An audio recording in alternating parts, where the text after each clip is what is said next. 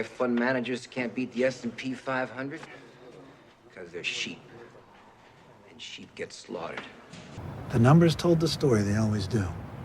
Money never sleeps, pal. Because all we care about is getting fucking rich. You connect points I don't even know to look for. The most valuable commodity I know of is information. Public's out there throwing darts at a board sport. I don't throw darts at a board. I bet on sure things. Welcome, Karma Clan, week 5 in the rearview mirror. A lot of football behind us already. It's pretty surprising how swift time has passed. And in week 5, we rebounded nicely. So the core portfolio going 4-1. Nice bounce back from a rather difficult last 2 weeks. And why is that the case? Well, we've been struggling. We've had a lot of things going on in the background. Zach, still in Germany, still on the verge of catching COVID, surely. And then, some other things that we're kind of dealing with off here in the background. I've heard some of you guys out in the premium Discord talking about, we used to author a lot more live plays during the course of the Sunday, hedging certain positions in our aggressive portfolio and initiating new plays, very tactically depending on the course of the game and things like that. And that the volume of those have been significantly down this year. That's something that we are going to try to improve upon as the year matures. And we kind of move out of some of the distractions that we've had the last few weeks, just out again, off in the background that we're kind of dealing with. That's kind of been some noise. And we haven't been, haven't been able to dedicate as much time to some of these initiatives as we would like. But we definitely see kind of the weather clearing up in the next few weeks, and especially as Zach comes back to the great old United States. So with that, welcome to this edition of the Sports Trading Desk podcast. I'm your host, Barrett Matthew, along with our co-host, Corey Larson. Let's dive right in. What was our top 5 picks in the core portfolio? So we had Browns, easy win. Panthers +3, easy win, straight up winner. Dolphins +7.5, didn't need any of that. In fact, the current market price was 8.5. When we allocated to that position, we actually sold a point to get it at +100, just demonstrating our conviction in that view. And that played out. Dolphins win straight up. Steelers -7. They cover, win by 9 over the Eagles. And then our only dud of the week was Washington +7. And I feel a little cheated out of this pick because one of the core driving narratives supporting this allocation this week was, the upside that we saw in Kyle Allen, the upside that we saw vis-a-vis Dwayne Haskins specifically. And it started off pretty fine. I mean, so Kyle Allen kicks off that game, 3 and out, no big deal. But then on the second drive, 10 plays, 73 yards, nice 6-minute drive. Kyle Allen runs in for an 8-yard scamper into the end zone. He's 9 of 13. The narrative starting to play out. And the Washington football team actually took the lead 7-6 after that because the Rams missed their extra point. So sitting pretty. And then on the next Washington drive, Kyle Allen gets knocked out of the game. I don't know if he got the wind knocked out of him, or he had maybe he had an injury. But from what we heard from the announcers into the second half, he was available to play, and it was a coach's decision not to put him in. Instead, they kept in Alex Smith, who played absolutely miserably. So 7 out of 8 drives, all 3 and outs. It's a great story. He came back from a malicious injury that, could have not only compromised his career, but the way he lived his life. So great story that he came back, got back onto the football field, drove the team down for a field goal. But the dude is not ready to play in the NFL, not ready to face a defense like the Rams defensive line. Just totally out of his element, and it certainly showed. And just after a few drives, this pick was dead in the water. So 4-1, we'll take it. The one thing that we also do want to note, we always want to compare our performance vis-a-vis the benchmark, which is the Super Contest top 5 consensus picks. And the top 5 went 4-1 as well. So we don't want to pat ourselves on the back too much here. We were able to keep up with the market. There seemed like there was a lot of opportunity that most of the market, most of your typical bettors were able to capitalize on. We did it right along with them. So it's good that we kept up, but not gaining any significant ground there. So before we dive into any of these picks, Corey, is there anything that you wanted to kind of bring to our attention, any key takeaways from the week, or any games that you specifically want to touch upon? I don't know if there's any key games I necessarily want to touch on. I think we're still seeing offenses see quite a bit of success. I think spots where you'd maybe try to back and under typically just aren't working out like they usually are. So I think it's still, the market maybe still hasn't caught up in that realm. So I think we still want to look to high-powered offenses here in the coming weeks. Indeed. Great point. And in fact, in some of the contests that we're in, like Circa, Super Contest, we're pretty much 4-1 or 5-0 across the board. Would have been nice to go 5-0 in core and actually outperform that Super Contest consensus top 5. And in fact, our 6th pick, which was pretty much one of our highest conviction picks across the board, and we actually wanted to kind of hedge that view a little bit with this portfolio and not kind of allocated across everything. But that was the Cardinals. So I think if you listened to our podcast last week, Cardinals was one of the games we were probably pounding the table on the most. Really saw a really great opportunity there, thinking the line was definitely short. The thing is, and kind of this was me almost unilaterally doing this, was going into Sunday and going into kickoff, the Jets just kind of kept getting more and more support. And who the heck is betting the Jets in this game? Who's doing it? It's not squares. It's not square sharps.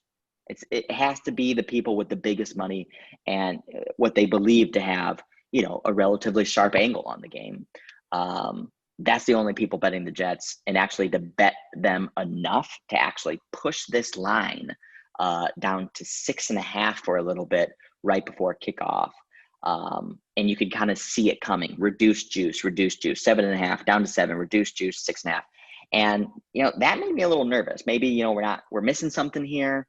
And as the game kind of played out, Cardinals win the game 30-10, easy peasy. But it wasn't a super clean game. There, it was 17-3, then 17-10. Cardinals didn't play a great game. Obviously, the Jets didn't play a great game either. They didn't capitalize on opportunities that they could have otherwise done. I don't upgrade the Cardinals after this game. What about you, Corey? Yeah, I can't really upgrade the Cardinals too much. I think this is a spot again where we saw the Jets underperform, and they've done it, I think, now 4 straight weeks, 0-4 against the spread. So I really think at this point, we really still don't know how bad the Jets are. So I really don't think any team performance versus the Jets can really be used as an upgrade for them for the short term. Undoubtedly, especially with Joe Flacco, who has a really difficult time moving around in the pocket, and that offensive line is miserable. I was in fact surprised. Flacco did get out of the pocket a couple times and scampered down the field just because that pocket breaking down so quickly. I was surprised that he was able to move even the way he did. But that's also versus, a miserable defense in the Cardinals, whose defense has actually kind of gotten worse and worse as the season played on, and even the Jets could only score 10 on them. So yeah, I think the Jets continue to be unbettable. The only people betting them are going to be, the pure raw numbers guys who say, I don't care what the team is. If I get this number, I'm going to bet it. I'm going to bet it with money. And at this point in time, like this game kind of played out, maybe that continues to present opportunity. Maybe that continues to put this superficial pressure on Jets lines, moving it lower. And at this point in time, I can't advise anybody to bet the Jets. None. The culture is miserable. The coaching is miserable. The talent on the field is miserable. They released Le'Veon Bell. I would probably say that's a minor upgrade just because it eliminates some of the toxicity from that squad. But certainly by no means an upgrade to the extent of that they're actually bettable. You got to get a ridiculous number. We bet the Jets last year, I think plus 22.5 versus the Patriots. Those are the types of numbers I think you need to see before you actually start betting the Jets. So with that, we'll move on. But Browns. So Browns was another one of our very high conviction plays. That was a nice, easy cash. They beat the Cardinals by 9. Game goes over. I liked what I saw out of the Browns here. Again, still sloppy football, though. But it was matched by sloppy football on the Colts side as well. I don't know if I necessarily upgrade them. I maybe upgrade the Browns a little bit just because, this was a spot maybe last year where they put in a relatively decent game and they let it get away from them and they lose. They didn't do that this time around. They made some mistakes, but they also forced some mistakes on the other side of the ball and were able to put up points. We're able to make stops. We're able to get this win and get this cover. That's something that we didn't necessarily see from the Browns last year, getting Odell Beckham involved in more creative ways, kind of passing the football around, keeping everyone fed, everyone happy. Kareem Hunt looks great in the backfield, even in the absence of Nick Chubb, although I think that will catch up with them a little bit. So I liked what I saw from the Browns. But again, there was still the sloppiness, and I think the only way they really got away with it was because the Colts were also sloppy, again, banged up on defense. Probably the Browns should have won this game even by more than they did. Any observations from you on this one, Corey? Don't have a whole lot in this game. I started the week actually on the Colts just with a slight lean, and then I ended up coming around to the Browns by the end of the week just after injury reports came out and just kind of looking at the just overall matchup. It just seemed to really play into the Browns' hands. And we kind of saw that the Browns were able to move the ball versus the Colts throughout the whole entire game. And this Browns offense is really starting to, I think, look better. I think they're really based on getting that run going. And if they can do that, Baker feels much more comfortable and maybe play action. So I think they're very reliant on the run game getting going. So that'll be really interesting to see how it plays out this season for them. But I do slightly upgrade the Browns after a win like this because this is a win they really haven't got the last couple of years, to be honest. Exactly. Panthers +3. So that was the game. Panthers were down early, but kind of took the lead and then never relinquished it.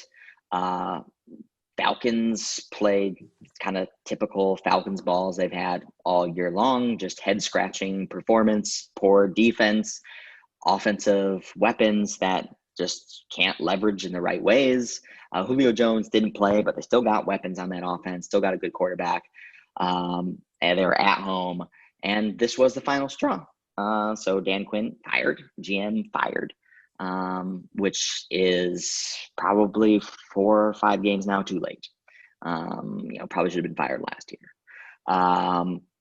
So Panthers are one of those teams, after they beat the Chargers, I upgraded the Panthers.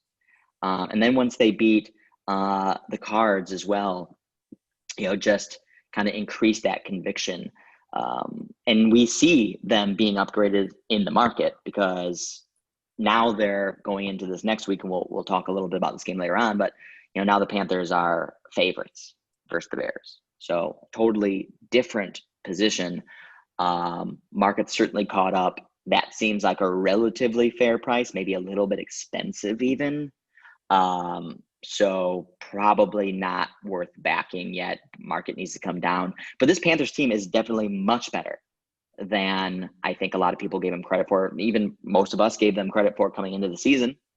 They almost are ahead of their total wins on the season right now. Teddy Bridgewater playing efficient ball, passing that ball around, leveraging and capitalizing on the weapons that they have, something that the Falcons can't do.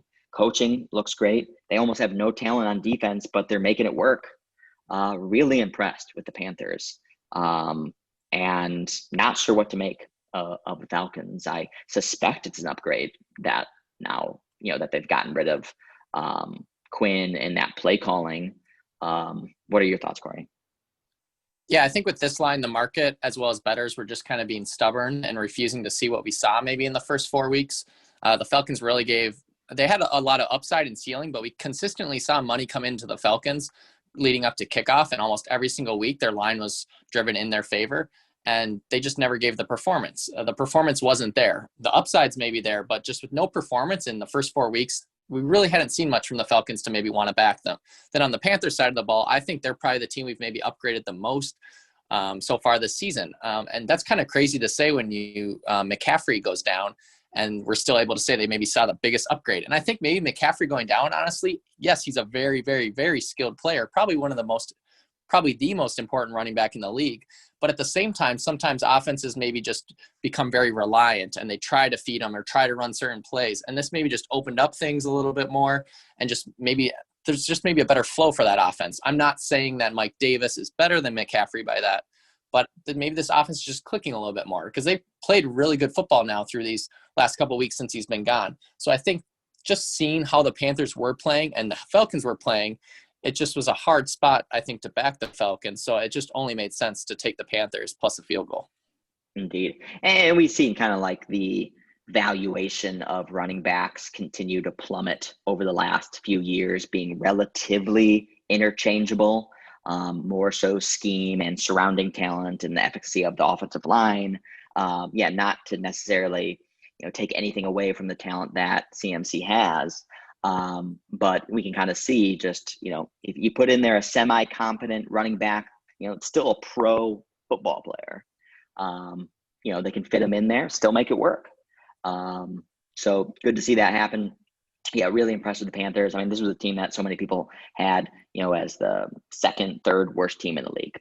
I think everyone kind of acknowledged that the offense could be potent, but that the defense was just so decimated, completely turned over from last year, super young, super unproven, that they were just going to get torched week in, week out. And week one didn't do anything to dissuade, anti-Panthers backers that narrative was incorrect. But they've really started to put it together the last few weeks. And I mean, when you think about it too, I mean, they're not playing dumpster fire teams. I mean, after the first 2 weeks, people thought Cards going to win the NFC West. Cards going to be a 10-11 win team. And who knows, maybe they still are, but they got some serious problems. And I think people maybe jumped the gun a little bit too much on them after the first 2 weeks performance. But then they also beat the Chargers, and the Falcons, the Falcons have played competitive football at least. They're not just getting absolutely torched by 30 points week in and week out. So I think these are three, decent wins by the Panthers. Nothing to, it's not super impressive, but I would place the Panthers as better than all three of those teams right now. And I think that's pretty shocking coming out of week one and certainly coming out of the preseason. So our third pick was Dolphins plus 7.5. Like I said, we had a lot of conviction in this. We had Dolphins across a lot of our contests. This is the second time we bet the Dolphins this year. We bet them against the Bills early on in the season as well. Dolphins have offensive talent. Fitzpatrick is certainly more than competent to cover really any number. The offensive line is doing its damnedest, and Fitzpatrick is mobile enough to kind of move around in the pocket, run around, create more time. And the defense, again, we talked about in the preseason pod. They signed a lot of great players. The secondary is great. Xavier Howard's one of the best corners in the league. And the defense is really starting to come around. Definitely showed up in this game. It showed flashes over the course of the season. They held the Seahawks in check last week. So a lot to like about this Dolphins team. We love their coaching. I think, a lot to like there. So I think the Dolphins, and we talked about in our X-ray report this week, that the Dolphins are going to be a bet on team. And we bet on them this week and we cashed it. So hopefully some were able to kind of read that X-ray report, follow our allocations this week, and were able to cash right along with us. What's your outlook on the Dolphins, Corey, and how do you kind of evaluate this performance versus the Niners? Yeah, I know I've been saying it kind of week in and week out that I think the Dolphins are only going to maybe look better, honestly, as the season goes on, just with all those free agency ads. It was going to take them maybe a couple weeks to kind of gel and kind of work through maybe some things that you normally would get through in the preseason. So I think with that, we saw this team, they added, I think, $237 million in free agency, most of all time. So it's just, they put in a lot to this roster. So I think this line really had me confused. I was seeing it was even at 9, I think, at one point this week. I'm like, how is San Fran taking 9 versus the Dolphins? And I think a lot of that was just the general perception of the Dolphins, to be honest. Miami has not been a good team in quite some time. So I think just in general, no one's giving them the respect they deserve yet. I mean, let's look what they've done this year. They lost the Patriots by 10 in New England, and that game was probably closer than that. They only lost to the Bills by 3. They could have won that game. And then they've came out and destroyed the Jags by 18, lost to the Seahawks by 8, but we also know that was a pretty competitive game. And then they just beat the Niners by 26.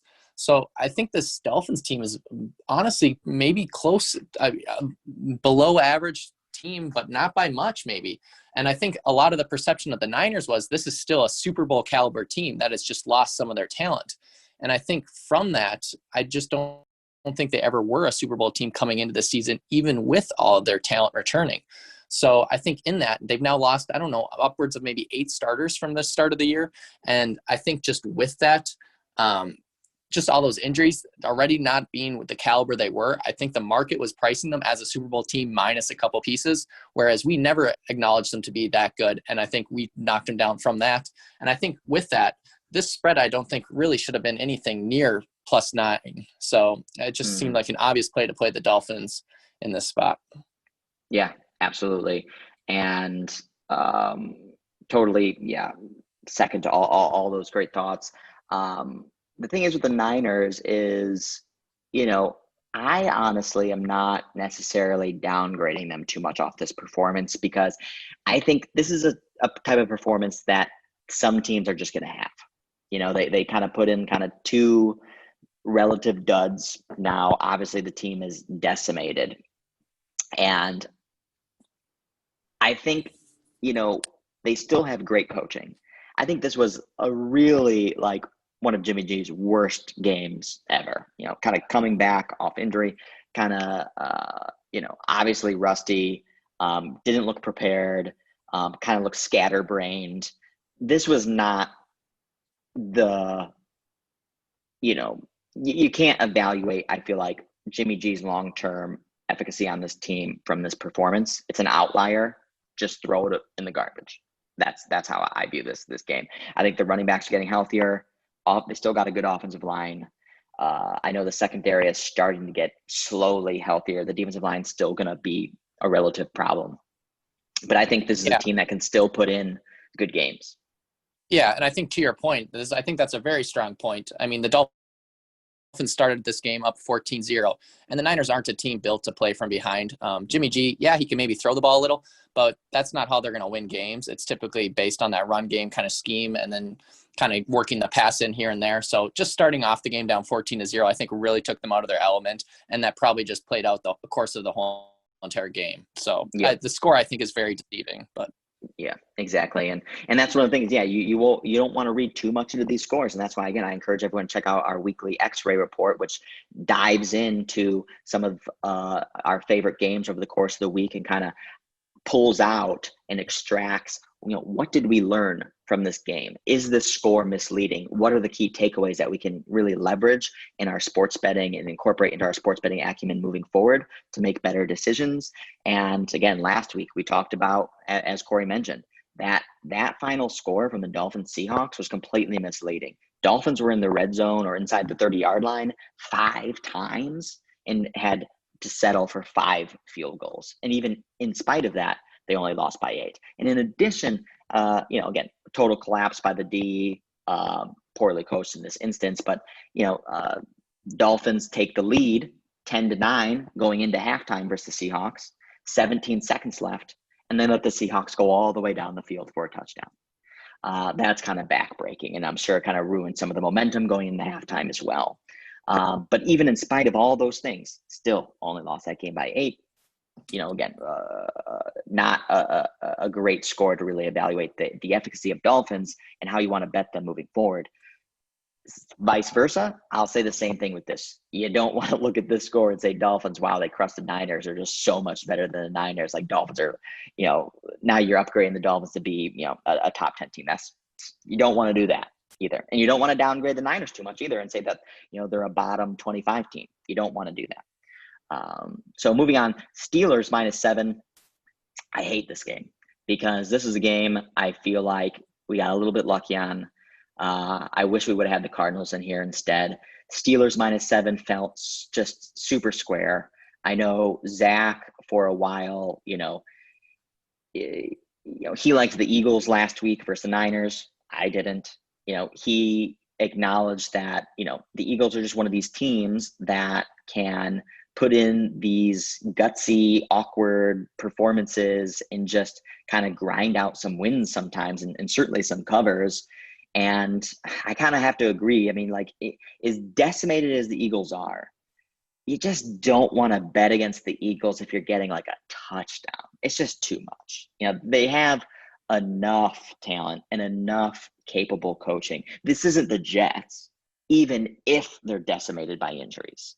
And we kind of saw that in this game, that even as decimated as they are, they still find sufficient talent to leverage in their game plan and able to move the ball down the field.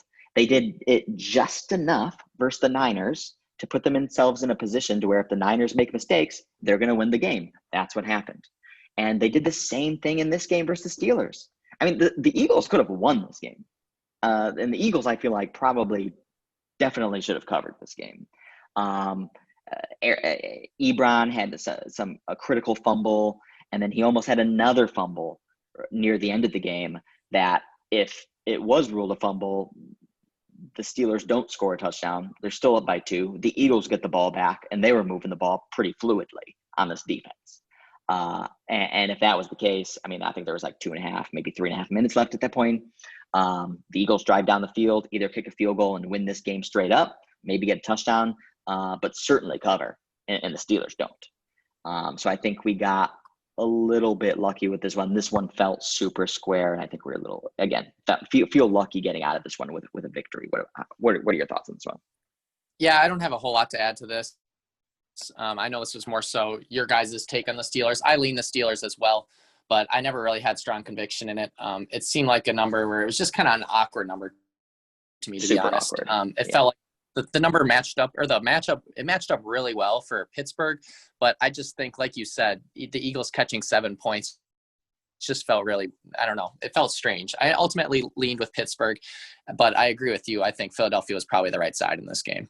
Yeah, absolutely. And in fact, I definitely downgrade the Steelers, at least their defense for sure, off this performance. I think the Steelers are getting a lot of great positive publicity off this performance, especially Chase Claypool having, a blow up game, who I have on my fantasy team. So props to me.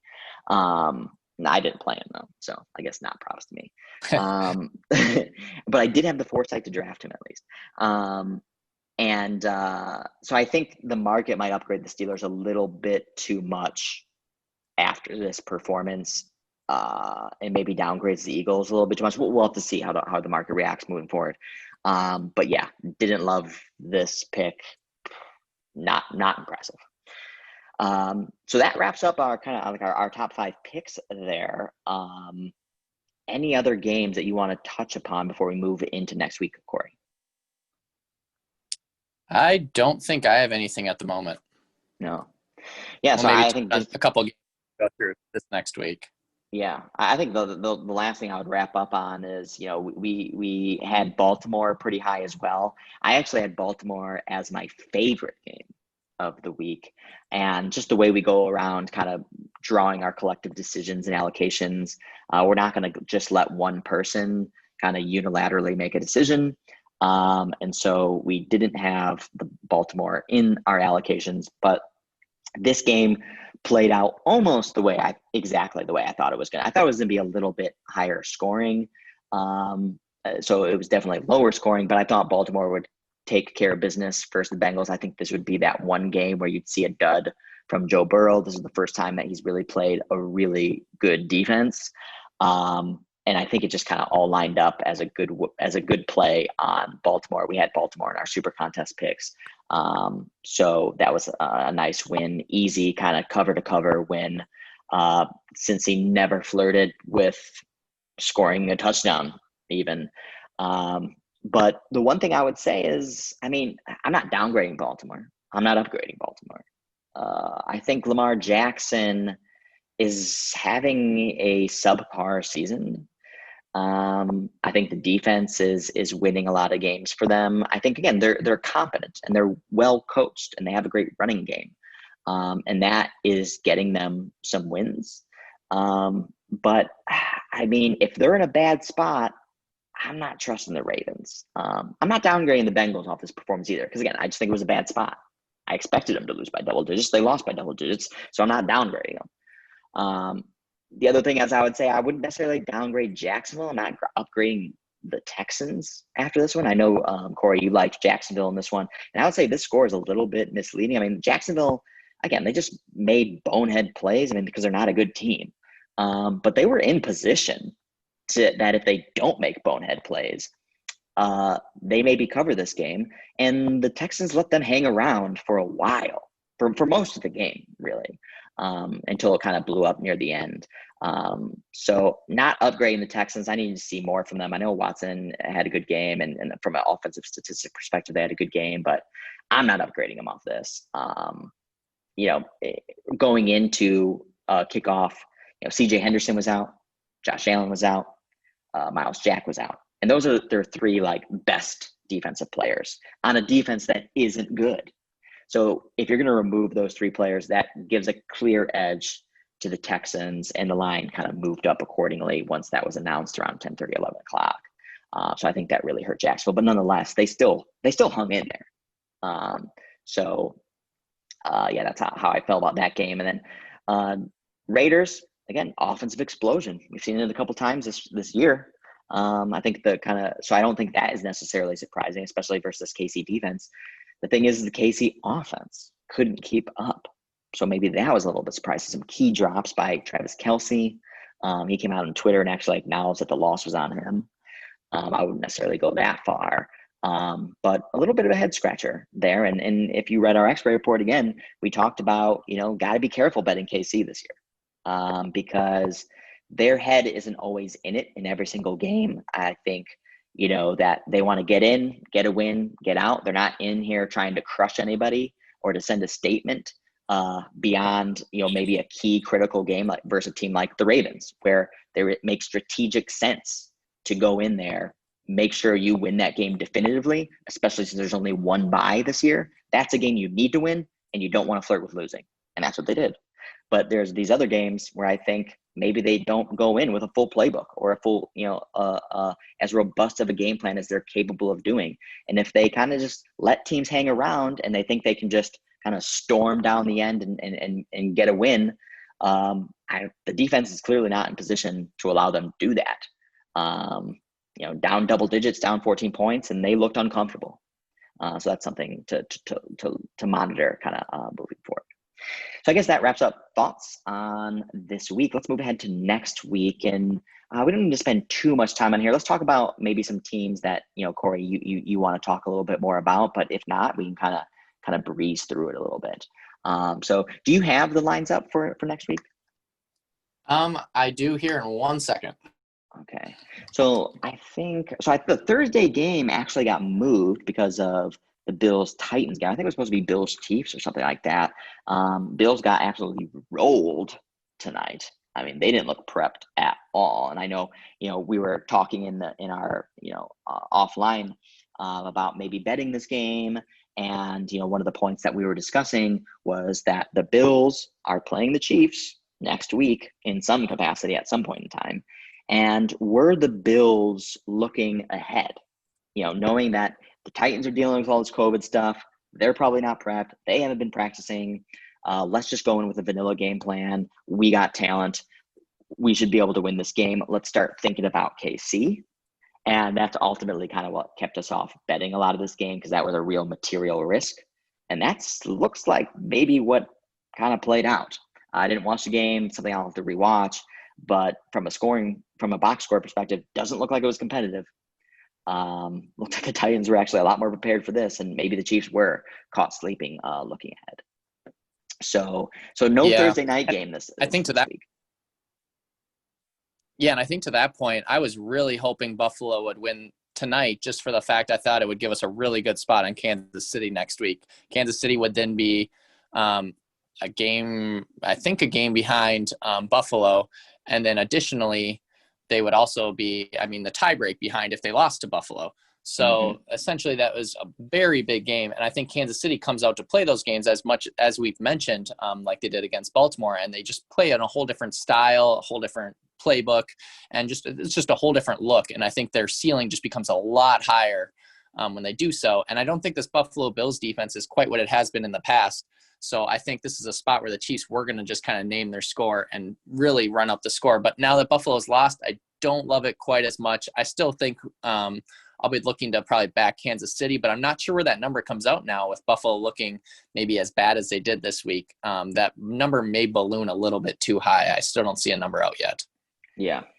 Yeah, well, we'll see. I think the market probably is going to discount this performance. It's because, it's such awkward circumstances, and I think the market probably appreciates that. But who knows? Maybe they're dumber than I give them credit for, and this line blows up. If it does, if it's like Bills plus 5.5, I probably will lean Bills if it kind of gets to that extent, or plus 6. Although to my earlier comments about the Chiefs, I think this is a game that the Chiefs are probably circling, and maybe they were looking ahead even versus the Raiders too, as well. Because this is going to be, a name game to the same point what we talked about the Ravens is, Bills are looking good. If Bills are going to be one of the top teams in the AFC, you need to make sure you win this game so you can capture that bye, which is going to be critical. But the other thing worth noting is, again, injuries plaguing everybody. Once Sammy Watkins went out and once they lost Osemele on the offensive line, the Chiefs looked even more awkward. So we'll have to monitor the injury status of those two key players, because if the offensive line is getting hit and they're losing Sammy Watkins, that's a key piece there that helps free up space for Kelsey and Tyreek Hill. So that's something we definitely want to continue to monitor, because the Bills, at least I didn't see from out of tonight, but the Bills are one of those teams, we talked about in the preseason, has a lot of continuity and also has been relatively healthy this year. So again, an interesting angle that we'll have to see for next week. So, all right. So where do you want to kick it off, Corey? We'll kick it off from the top. We got the Bears at the Panthers. Panthers by 2.5. Oh, wow. Yeah. Bears get the 10 days. But again, I hate even talking about the 10 days. And I feel like we should never even say it, because the 10 days rest thing is, everybody knows it. Bookmakers know it. Square bettors know it. Like, who cares? It's priced in. If anything, it's probably overcompensated for. So if anything, Bears got 10 days rest, give me the Panthers. Foles is going to be hit or miss all season long. He's going to put in some head scratchers, going to make some good throws, and he's going to do that in the same game like he did even versus the Bucs. So the Bears are going to be a tough team to bet, I think, this year. I think they can cover any number, and they can not cover any number. Again, Panthers probably a little bit too expensive at this point in time. Right now, I'll probably lean Panthers still. I don't think, what we've seen from them is an illusion. I think it is really good coaching, and I think they have great chemistry. They're leveraging kind of like all their skill players in exactly the right way.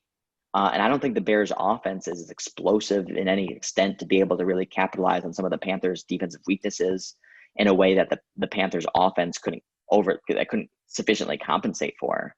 So if this is under a field goal, I'll probably lean Panthers. I know Zach likes the Bears. I think we already put in an allocation in the aggressive portfolio for Bears +3. Panthers -3, I don't like. That won't show up in our portfolios this week. But if Bears get sufficient love, and this does, stay under 3, maybe goes to 2, I'm probably going to lean Panthers, probably not bet it. Yeah, I think I'm in agreement. I'd lean towards probably the Bears, maybe at that +3. But at -2.5, I think the number does feel a little bit inflated. Taking what the Panthers have done the last couple of weeks, I've upgraded them, and I still can't really get to that number, I don't think. Maybe give me a Panthers -1, -1.5. I'll maybe be a little bit more tempted, but I think at 2.5, it just feels a little bit too rich right now. Yeah, this is not a great spot. We've been betting for years. When you get an underdog, cash, and then the market flips on them and they're now a favorite, that's not a bet on spot. So probably, again, I'm not in love with the Bears either. So, and I don't think the market's exhausted itself on the Panthers yet. But, after 3 straight wins, 3 straight covers, you're not getting value. You're not getting value. This is probably just priced fairly. So we'll take a look at the next game. We got the Lions at the Jaguars. Lions by 3.5. I don't feel strongly on this one. Hard to bet the Lions on the road with Matt Patricia. I mean, that's just, even off a bye, I don't care. I didn't see anything, especially if the Jags defense gets a little bit healthier, especially at 3.5. I mean, this could be a get-right spot for the Lions, but I don't love the Lions in this spot. Yeah, this game I could see going a bunch of different ways. I think the only way I could maybe go on it is honestly the Lions, but I can't say I really love that. I think the Lions, I just still believe in their ceiling. The defense has looked pretty bad, but I do think this team has a decent ceiling. Whereas I think the Jaguars have shown us their floor, or pretty close to their floor, the last 3 weeks, and they maybe just weren't that team we saw weeks 1 and week 2. So not that the Detroit has looked that good, but I just really don't know if I trust the Jaguars to really. They might be the second worst team behind the Jets. So I think with that, it's hard to take, I think, either side in this. At 3.5, I wouldn't really feel confident taking Detroit. I'd maybe look at them more in a first half bet. If you could get something under 3 with Detroit in the first half, I probably wouldn't mind that, to be honest. But outside of that, I don't know if I'll be looking at this game too much. Yeah, that's a good perspective. Lions like to start hot. Jags are certainly vulnerable in the early going. And Minshew loves to do Minshew mania and make a comeback and win. So that would be, a standard narrative for these two teams. I think Lions, if it's over 3.5, you can't. This is giving them the benefit of the doubt on the road versus anybody. I don't care. Like, they got the talent. You're dead right. We've talked about that in the offseason. But again, I think we all did make a mistake in not discounting the Matt Patricia effect to a sufficient degree. And that just continues to compromise this team. So it's like, I don't care if they got a healthy Marvin Jones, healthy cornerbacks. I mean, they just blow it. They blow games. And the Jags are certainly competent enough to make a comeback, especially on the offensive side of the ball. So, again, I'm not pounding the table on Jags. But at 3.5, can't bet Lions. Next. All right. Next game, we're looking at the Falcons at the Vikings. Vikings by 3.5. And this is another game. Market is catching up to Vikings, and perhaps maybe a little bit too hot. I don't think you can bet Vikings here. I know we were talking again offline a little bit about how the players really liked Dan Quinn. This isn't like a BOB type firing where the players hated him, good riddance, you fucker, glad to move on, and we're going to show you how good we can be without you. That isn't the Falcons players mentality. So maybe there's even a little despair that their beloved head coach is gone and that they believed in, and that they feel like it was kind of their fault. I don't know, maybe. The Vikings have definitely looked good. They probably should have beaten the Seahawks. They've definitely turned it around. The defense is good. And we talked about this too on a couple podcasts. Mike Zimmer is still a good coach. He's still a good defensive coach. He probably was going to start to be able to get the better of the players on that defense, and that, the complete shit show that they were the first couple weeks wasn't necessarily going to be the case every week. And the offense has looked better, especially with the emergence of Jefferson. But they lose Dalvin Cook. Got to look into his injury. I think Madison's a sufficient backup, though. So, I mean, maybe a half-point downgrade on a short-term basis. I don't feel strongly. Do you feel strongly? I can't say I feel strongly, but I would only look towards Minnesota this week. Maybe it'll grow as the week goes on. I think Atlanta is just pretty lost. And to your point about the coaching, I just don't think this team is necessarily going to turn it around. I look at both these teams, and their defenses have looked pretty bad. Falcons have been pretty beat up. Vikings have had their share of some injuries, but just also, like you said, they're just learning Zimmer's kind of defensive scheme so far. I look at this Vikings offense, and I really think the Vikings offense has looked pretty good this year. I've seen all those games, and just in addition to like looking at what the Falcons have done, they've been without Julio, and Matt Ryan just hasn't looked good. We saw him 2 weeks ago in Green Bay. He just wasn't getting much zip on his passes. And this last week versus the Panthers, another poor performance.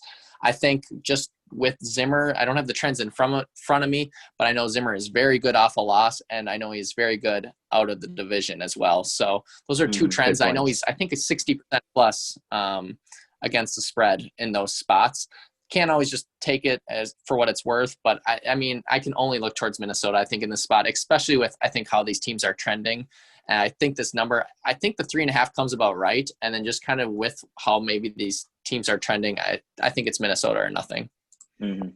I would definitely probably lean the Vikings at -3. I wouldn't bet the Falcons here. I think there's just too much uncertainty around how the team's going to react.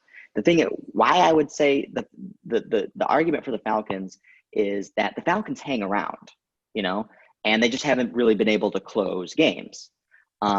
It's not that, they're getting obliterated right off the bat. And they still do have talent. I mean, the offensive line has been issues. Matt Ryan hasn't been playing as well as he should have. But who knows? I mean, maybe is some decision-making around how this offense really plays. The one thing I remember last year is the Falcons made a coaching change on the defensive side of the ball mid-season, and it was like a night and day difference. So, I mean, was Dan Quinn, from a play-calling perspective, really that detrimental? Maybe we'll see this week. And especially if Julio Jones does come back, I mean, that's definitely an upgrade. The thing is, what would take me off of it a little bit is kind of like what you mentioned when we were discussing the Falcons earlier, is bookmakers, the market, sharps, what have you, stubborn on this team. They are not materially downgrading them. I mean, it doesn't look like there's any downgrade of the Falcons all season so far. I mean, they just keep getting respect every single week and then keep losing. So who's going to be wrong, first or right first? I don't know if it's this game. A lot of variables. 3.5, don't like Vikings. 3, it's a little bit more attractive.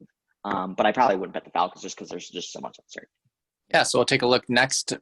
Houston, Tennessee is off the board, so we'll move on to Washington at the Giants, and we have the Giants by 2.5.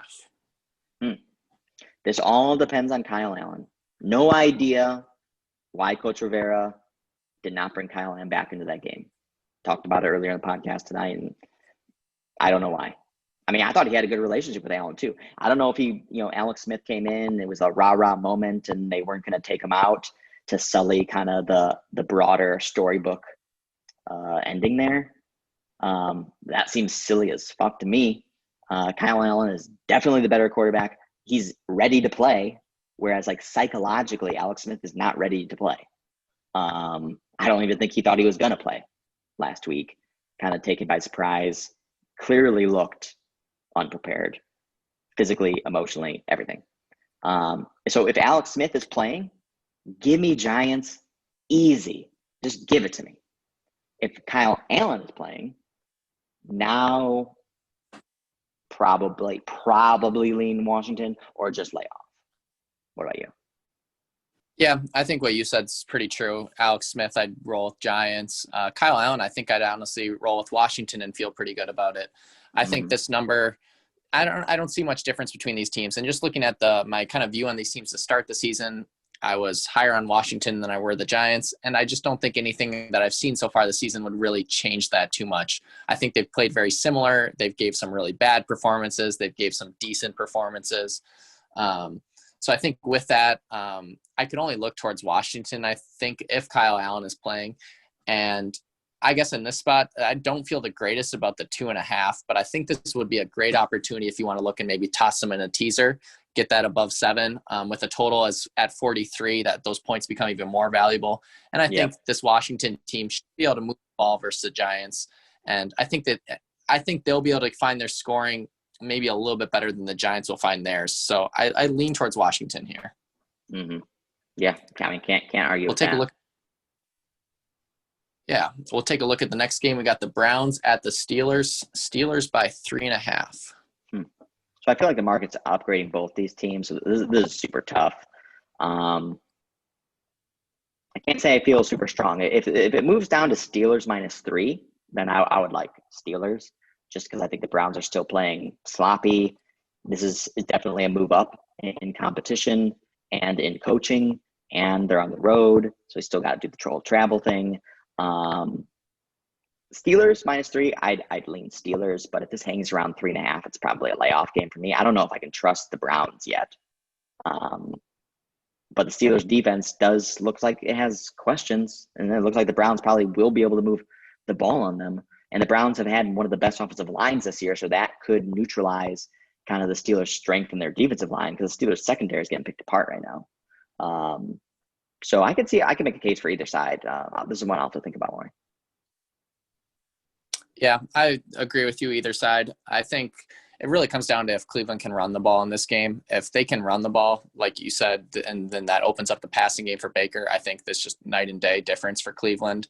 At the number at 3.5, I mean, it feels like you can only look towards Cleveland at that 3.5. I don't trust Pittsburgh to necessarily get margin. They've been a team this year at their games. They barely beat the Broncos. Barely covered versus the Giants.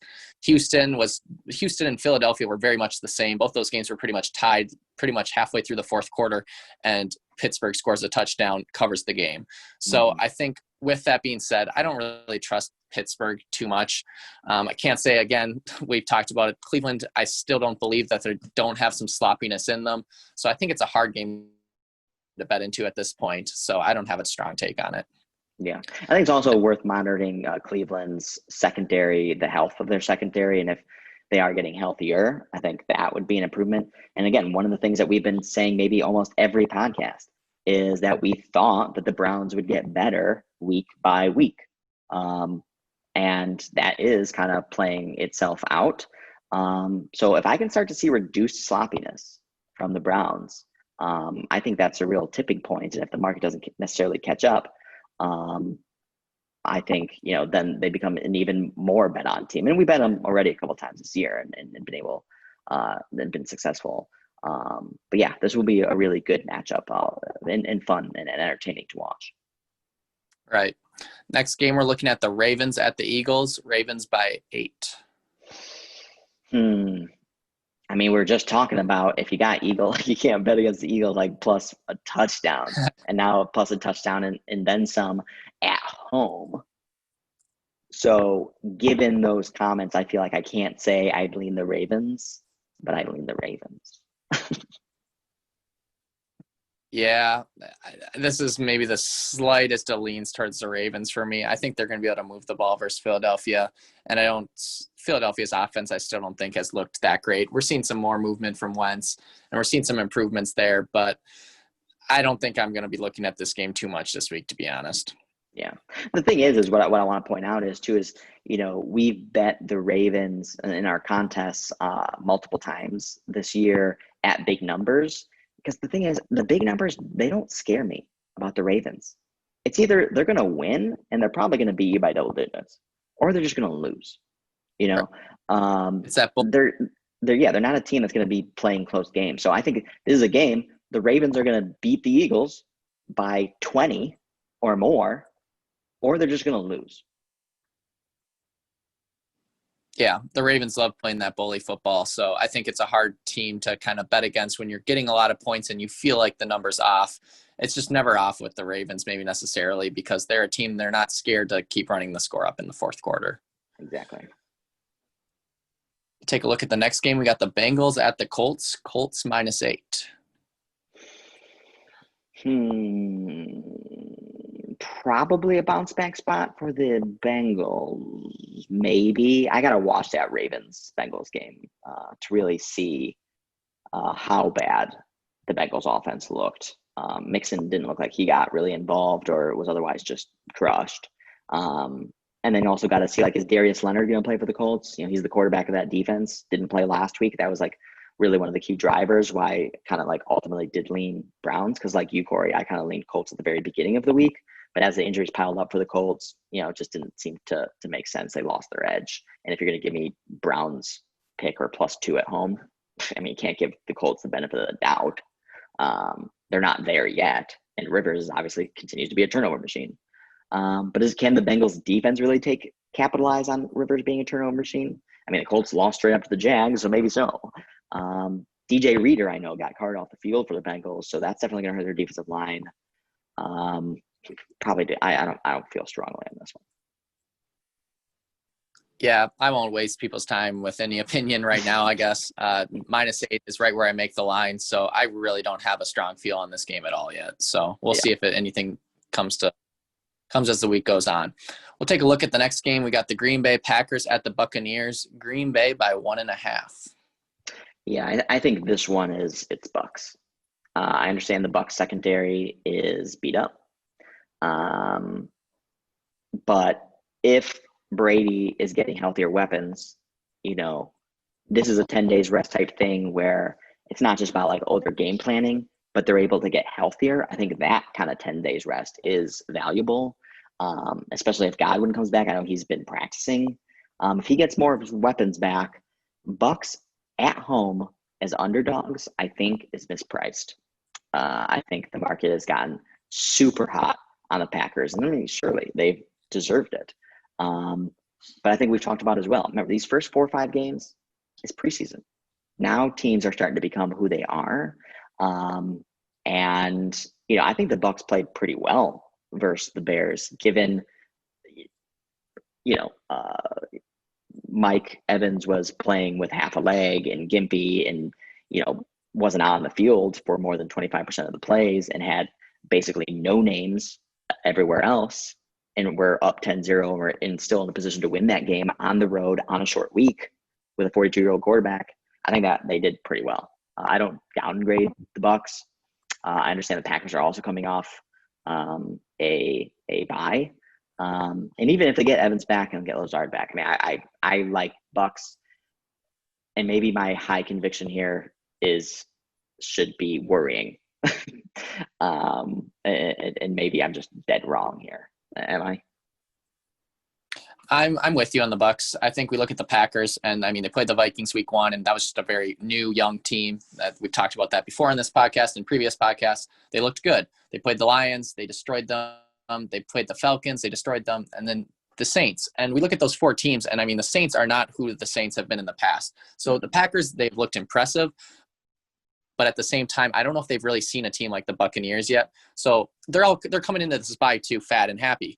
And I think coming out of it, I don't think this bye necessarily helped them. It did help them get healthier, but I think at the same time, I think it maybe just killed this momentum. There's no way they're coming out of this bye with more momentum, I think, than they had. Absolutely. Whereas Tampa Bay, I think this break that they had is a very good break. I mean, we listened to what Bruce Arians said after the game on Thursday, and he was saying, we're really going to see who this team is in 10 days. And he was not happy. We know Brady has gotten a lot of talk in the media about not knowing what down it was. I think both Brady and Arians are going to be very focused for this game. And Arians called it out. It's a statement game for the Buccaneers. Whereas I don't know if it's just that. I don't know if it's necessarily that for the Packers. So I think the spot, it feels like it's Buccaneers. And I think much to our point, I think if the Buccaneers can get Evans and Godwin on the field, I can only look to the Buccaneers here. And I think this is another great possible teaser spot if you don't want to take the spread, if you don't feel comfortable with that. The 7, I think that's a lot. Yeah, I think that's a great spot. And I see this line, I think at +1.5 reduced juice right now. I think people are probably going to continue pounding the Packers. So you probably don't need to really run out there and buy the Bucs at +1.5 right now. You're probably going to get 2.5, maybe, which would be great. Maybe even at all. Yeah. Next. Yeah, next game we got the Rams at the Niners. Rams by 3.5. Yeah, this one, again, like this Bucs one, I was surprised by. If we were doing the guess the lines, because I looked at the lines, which is why we're not doing the guess the lines. It's already midweek. I know some people, really like that segment. And, if we ever get our act together and can actually get the podcast out earlier, maybe we'll continue to do it. But if I would have guessed the line in the Bucs, I would have been way off because I would have guessed Bucs -2.5. And Niners at home versus the Rams, I would have bet this was pick, maybe Niners -1, and would have been way off. 3.5 seems silly to me. I mean, that seems like a massive upgrade of the Rams, a massive downgrade of the Niners. I mean, I know the Niners have not looked good last few weeks. I know the Rams have. I just feel like this is a perfect setup to where this is where you bet the Niners. I mean, the market is giving the benefit of the doubt to the Rams. You know, not only are they going to be beaten by a field goal, it's not even going to be a close game. They're going to be by more than a field goal. Book it. It just seems poor timing. This is a great spot, I think, for the Niners. Definitely give me Niners plus 3.5. Give me Niners money line. Yeah. Yeah, I'm in agreement with you on that. We look at the look ahead on this line, and we saw the Niners -3. So based on the Niners' performance versus the Dolphins, what the Rams did to Washington, this line moved 6.5 points. So I think that in alone says a lot. We're not talking about a quarterback change other than the fact that Jimmy G maybe looks like a different quarterback in himself. But besides that, I think the Rams are in a back-to-back road trip here, and they've been on some weird road trips even prior to that, just traveling west to east coast a couple times. And I look at the Rams, and they're a team that I know that yourself, myself, and Zach, none of us were that high on starting the season. And we knew that the Rams were a team, we liked them in week 1 versus the Cowboys because we know how McVay really can start the year and just kind of some of that play calling. And I think I've mentioned it in the past couple of weeks, and I'm still not leaving it, that I think this Rams team is still going to start declining as the season wears on, and we start seeing true colors of some of these teams. We look at last week, they played Washington, and Washington, to our point, Alex Smith looked terrible. They were out there. They ran, I think it was 52 plays, 13 drives. So they were averaging 4 plays per drive, and they had 108 yards on the game. So 2.1 yards per play. And that's the worst number on the season so far for any team. And that could maybe be the worst of the entire season. So I think with that, I just don't really give the Rams an upgrade. So I don't think you can downgrade the Niners necessarily 6.5 points from what we saw last week. And in addition to that, I just don't think either of these teams I'm that high on. I mean, I'm higher on the Rams than I am the Niners, but to be laying 3.5 in this spot on a back-to-back road trip, it just is really wrong, I think, in that regard. Yeah, no, absolutely. I think it's just completely mispriced. And you cannot upgrade the Rams after last week's performance. There's nothing to upgrade. They beat a team that they're favored on the road by more than a touchdown. They beat up and bullied a broken man. I mean, there's nothing worthwhile upgrading them off of. They did what they should have done, and that's it. I like what I've seen from the Rams over the course of the season as far as more creative play calling. I think they're starting to, use Goff in a more convenient way that is more amenable to his skill set. And they've definitely outperformed. But have they outperformed to this extent to warrant this price? I feel like absolutely not. And unless we're dead wrong on the Niners, and the Niners are a bottom 5 team moving forward, which I can't see that they would be. They still have great coaching. They're getting healthier. Deebo Samuel's being incorporated into the offense more and more on a week-by-week basis. I think they just got caught off guard versus the Dolphins, got whiplashed. And I think, again, we've gotten 2 spots here where the market is upgrading the Rams stupidly and downgrading the 49ers stupidly. And you're getting this nice cocktail right there of value right here, the Niners plus 3.5. I agree with you. Let's take a look at the next game. We got the Jets at the Dolphins. Dolphins by 8.5. Hoo-wee. Wow. You can't bet the Jets. So I can start on this. Yeah. First off, you can't bet the Jets. And I think with this, you look at that line and it just seems really wrong because I think a lot of the name recognition with Miami, it's just you don't think they should ever be laying a number like that. So I think when I first look at this line, it just screams like, whoa, that seems like it's just too many points at some point. But the more you think about it, I think Miami's just still an underrated team, I think, in my honest opinion. And I think this is a team that, I'll keep saying it, is going to get better as the season goes on.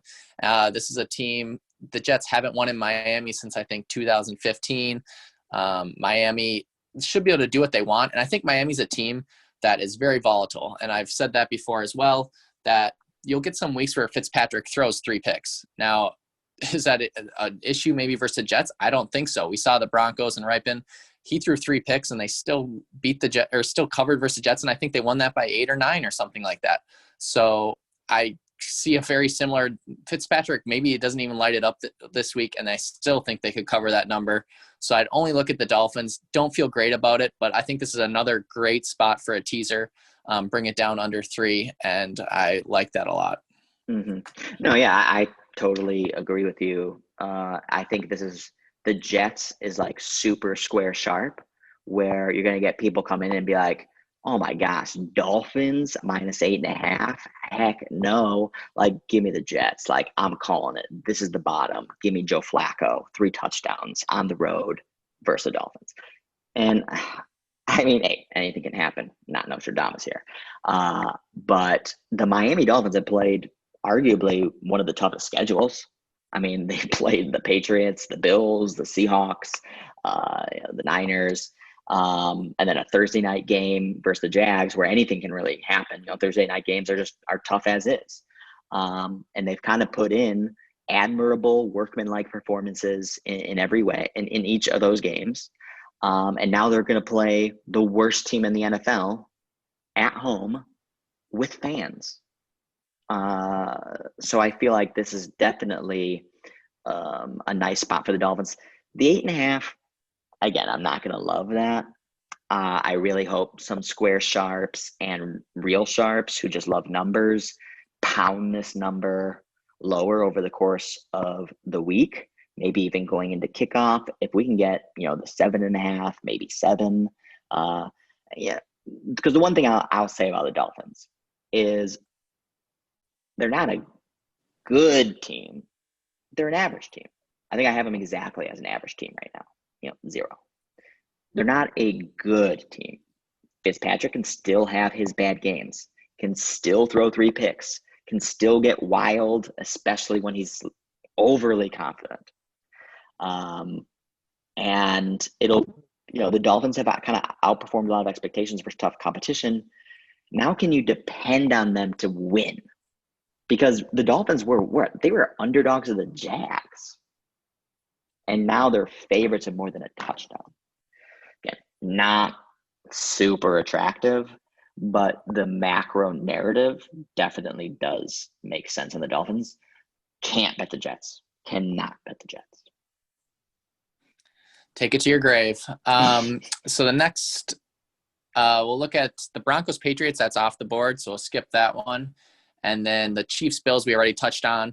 So we'll finish up here with the Cardinals. And there's no line on the Chiefs Bills currently either, but we'll finish up here with the Cardinals at the Cowboys. Cardinals by 2.5.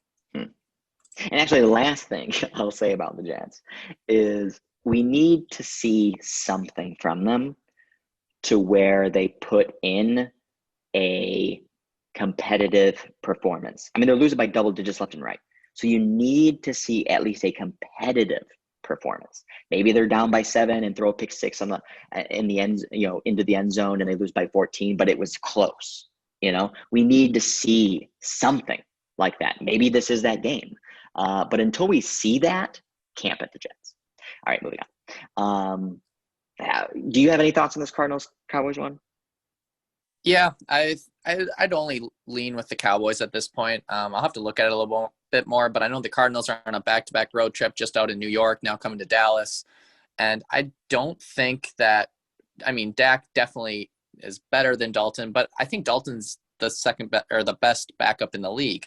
And I think in that, I think Dallas getting the points here. Here's one thing I think about, and I think this is something that maybe I might be right on. I don't know, but I think that this Dallas defense is going to have a little bit more urgency now with Dalton at quarterback. They can't rely on, Dak's been putting up 40 points. I'm not saying they necessarily had that thought, but this defense now realizes they got to step up because they don't have quite the offense they did.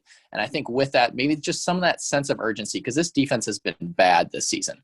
And it only can get better. And I think that it maybe just does get a little bit of a boost here just with Dalton coming in at quarterback, because I don't think the Cowboys are going to feel like their season is lost, to be honest, because I think they realize they have a quarterback that started in the league for quite some time. And yeah, he hasn't been great, but he's been serviceable. So I think the Cowboys believe they have talent around him, and I think he'll be able to utilize that talent. So I think this is a little bit of an overreaction.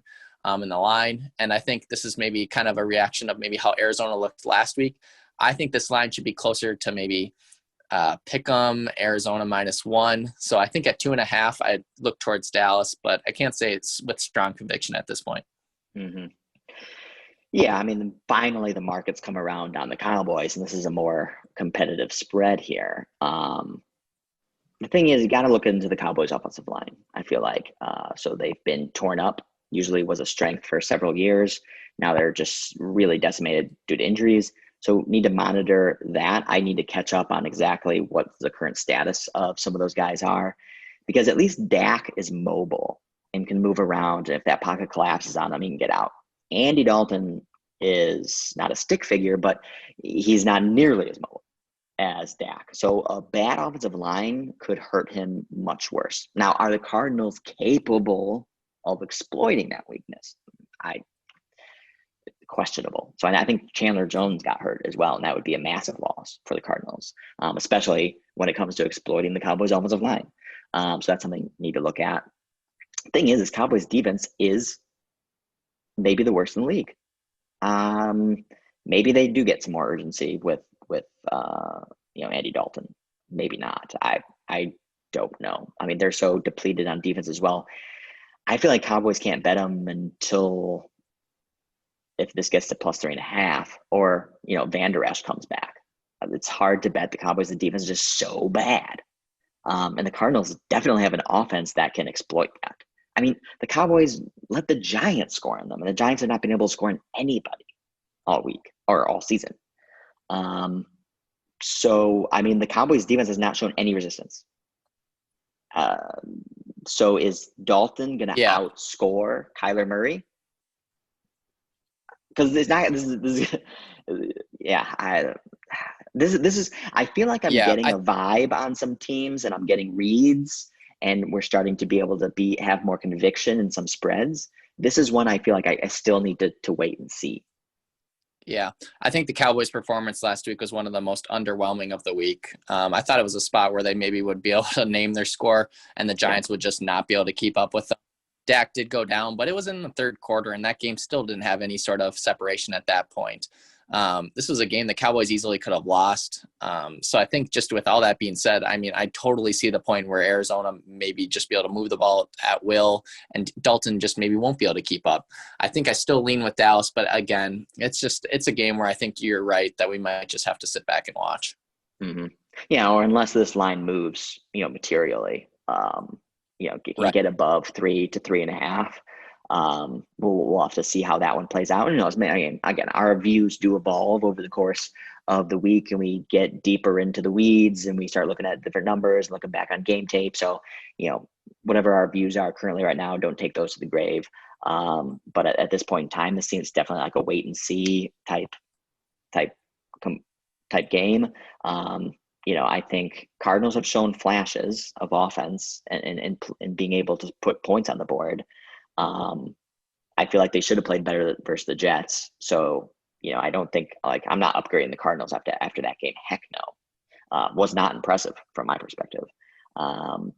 So yeah, this is going to be an interesting one because to your point, Corey, it's very hard to predict does Andy Dalton come in and it changes the psychology of some of these players and, they are able to put in because we see bad defenses put in just a random good performance.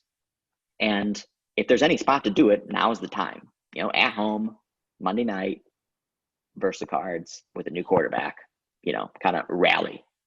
So that definitely makes sense. So I don't know if I necessarily would want to bet against that either.